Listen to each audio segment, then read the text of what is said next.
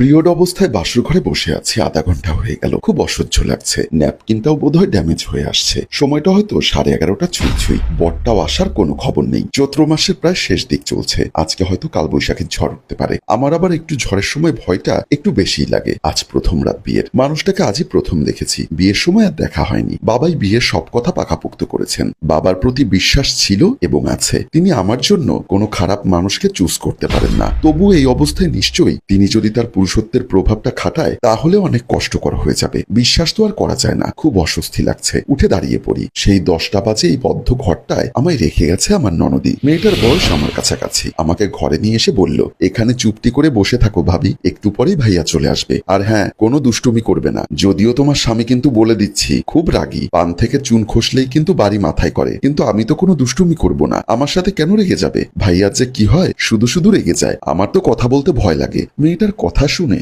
আমি ভাবনায় পড়ে গেলাম। মেয়েটা ফিক করে হেসে দিল। জিজ্ঞাসা করলাম, কি হয়েছে? আপনি হাসছেন কেন? ও মা, তুমি আবার আমাকে আপনি করে বলছো কেন? আমি তোমার থেকে বয়সে একটু ছোটই হব। আর না হলেই বাকি, আমি তোমার ছোট ননদ। তুমি আমাকে নাম ধরেই ডাকবে। নাম তো জানি না। আইমুনা। ওকে। আমি মাথা নাড়ালাম। ঠিক আছে, এবার তাহলে তুমি বসো, আমি যাই। ওকে। তাকে আমার পিরিয়ডের কথা বলতে চাইলেও পারিনি, কারণ মেয়েটা এক ছুটে বেরিয়ে গেছে। স্বভাবতই কিছুটা চঞ্চল মনে হচ্ছে। কিন্তু আমি কিছু না করলে শুধু শুধু আমার সাথে রেগে যাবে কেন উনি? যাই হোক, দাঁড়িয়ে ভালো লাগছে না। আগে বসি, বাকিটা পরে বোঝা যাবে। সেই থেকে আমি একা বসে আছি। মনে আশঙ্কা। শরীরটাও ভালো লাগছে না। মনে এতটা আশঙ্কা থাকতো না যদি না শরীরটা ভালো থাকতো। আতঙ্কটা ক্ষণে ক্ষণে বেড়েই চলেছে। অচেনা একজন মানুষ, তার উপর ওনার পুরো অধিকার আছে আমার উপর, যদিও আমারও আছে তার প্রতি। সে যদি চায়, আমি কি না করতে পারবো? একটা পুরুষ হয়ে সে তো আর একটা মেয়ের এই অসহ্যহীন যন্ত্রণার কথাটা বুঝতে পারবে না। সে তো নিজের ক্ষুধাটা নিবারণ করবে। কে জানে, হয়তো এসেই আমার উপর হামলা করবে। এতে যে আমার জীবনটা বেরিয়ে যাওয়ার মতো অবস্থা হয়ে যাবে সেটা তো আর সে জানে না।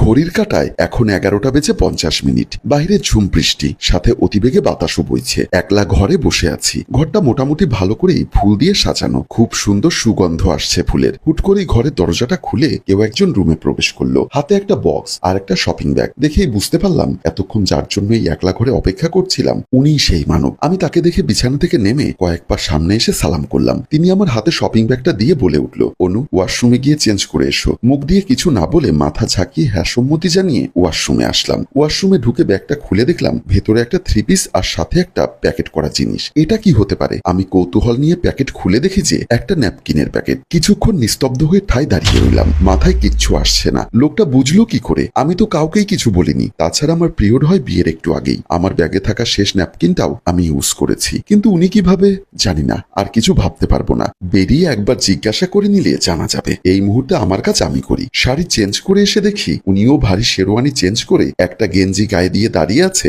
বেলকনির সামনে। তার মুখে দাড়িটা দারুণ মানিয়েছে। ফোনে কি যেন বলছিল। এভাবে গলা ঝাঁকা না দিয়ে মুখ দিয়ে কথা বলতে কি কোনো সমস্যা? না, তা না। তাহলে কিছু না। তুমি কিছু বলবে? না।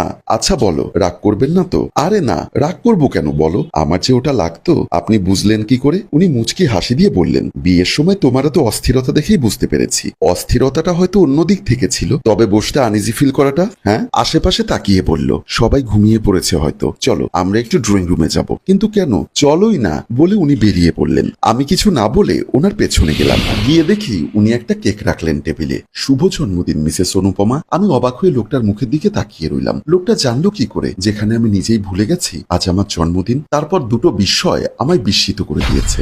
সরি, তোমাকে একটু বেশি ওয়েট করতে হয়েছে। শুধু কেকটা হলে বন্ধুদের বললে ওরা নিয়ে আসতো, তবে তোমার অতি প্রয়োজনীয় জিনিসটা ওদের দিয়ে আনাতে পারি না, তাই সবাইকে ফাঁকি দিয়ে বের হয়ে জিনিসটা আনতে একটু সময় লেগে গেল। তাছাড়া পাড়ার দোকান থেকে কিনতে পারিনি। বিয়ের রাতে ওটা কিনতে গেলে হয়তো মনে মনে হাসতো, তাই একটু দূরেই যেতে হলো। সেটা তো বুঝলাম, কিন্তু আপনি জানলেন কি করে আজ আমার জন্মদিন? আসলে নিকানামাতে স্বাক্ষর করার সময় তোমার জন্ম তারিখটা আমার চোখে পড়েছিল। ভাবলাম বিয়ের পরে এটা তোমার প্রথম জন্মদিন, তাই আজ রাতটা এই বিষয় নিয়ে অন্তত স্মৃতিময় করে রাখা যেতে পারে। লোকটার কথা বলার অঙ্গভঙ্গিগুলো দেখছি আর অবাক হচ্ছি কারণ তাকে আমার মনে ধরেছে। একটা মেয়ে আসলে আর কি চায় বলুন তো? আমি চোখের কোণার জল মুছলাম, তারপর কেকটা কেটে একে অপরকে খাইয়ে দিলাম। আমার মাথায় হাত বুলিয়ে বললেন, শোনো, ঘুমিয়ে পড়ো, তোমার ঘুমানোর দরকার। আমি আরো অবাক হলাম। তিনি ঘরের ভেতরে শুয়ে পড়েছেন। আমি কাছে গিয়ে দাঁড়ালাম। আপনি বুঝি আমার সাথে রাগ করেছেন? কেন?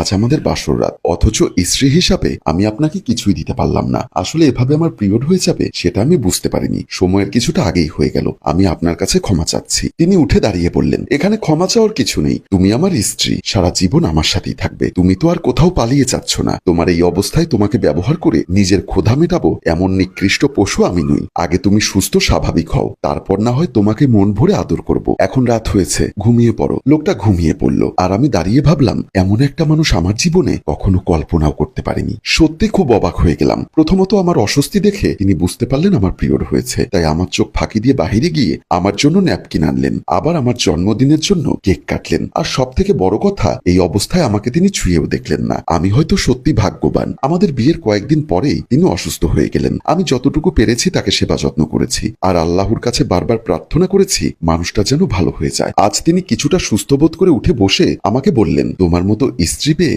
আমি সত্যি নিজেকে ভাগ্যবান মনে করছি। গত দুদিন আমার খুব জ্বর ছিল, আমি কথা বলতে পারিনি, কিন্তু চোখ মেলে যা দেখেছি তাতে এতটুকু আমার বোঝা হয়ে গেছে আমি ভুল মানুষকে আমার জীবনে নিয়ে আসিনি। বিয়ের আগে বন্ধু বান্ধব বলেছিল বাবা মায়ের পছন্দে বিয়ে করছিস, তাকে নিজে একবার আগে দেখে কথা বলে নে। আজকালকার মেয়েরা ভালো হয় না। তোমাকে দেখে আমার সেই ধারণা পাল্টে গেল। আমি তো আপনার স্ত্রী, আপনি অসুস্থ হলে আপনার সেবা যত্ন করা আমার দায়িত্ব। আমি শুধু সেটুকুই করেছি। আর তাছাড়া আপনার মতো একজন মানুষকে নিজের জীবনে পেয়েছি, এটাই আমার জন্য অনেক বড়। সম্মানিত ভিউয়ার্স, স্বামী স্ত্রীর সম্পর্কটা এমনই হওয়া উচিত। স্বামী স্ত্রীকে বুঝবে আর স্ত্রী স্বামীকে, তবেই তো সংসার হয়ে উঠবে সুখের। আমাদের আজকের গল্পটি আপনাদের কেমন লাগলো অবশ্যই জানাতে ভুলবেন না। গল্পটির ভাবনা ও পরিচালনায় অভি, ক্যামেরায় শিহাব ও শাকিল এবং প্রযোজনায় মঞ্জুর মোর্শেদ। ধন্যবাদ।